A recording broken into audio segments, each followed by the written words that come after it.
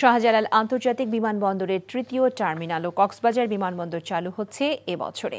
এ তথ্য জানিয়েছেন বেসামরিক বিমান চলাচল কর্তৃপক্ষের চেয়ারম্যান এয়ার ভাইস মার্শাল মঞ্জুর কবির ভূঁইয়া।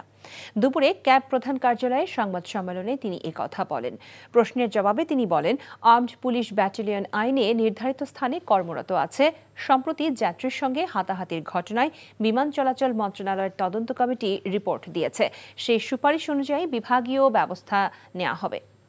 তৃতীয় টার্মিনাল ৯৯% কাজ শেষ হয়েছে। সিলিং ব্রিজ সহ কাজ শেষ হলে এ বছর এটি উদ্বোধন করা হবে। কক্সবাজার বিমানবন্দরের কাজও ৯৩% শেষ হয়েছে। তৃতীয় টার্মিনালে সরঞ্জাম কেনায় দুর্নীতি নিয়ে দুদক তদন্ত করছে বলে জানান চেয়ারম্যান। আওয়ামী লীগ আমলে উত্তরার রানিংওয়ে সহ বেশ কিছু অপ্রয়োজনীয় স্থাপনার প্রকল্প বাতিল হয়েছে বলেও জানান ক্যাব চেয়ারম্যান।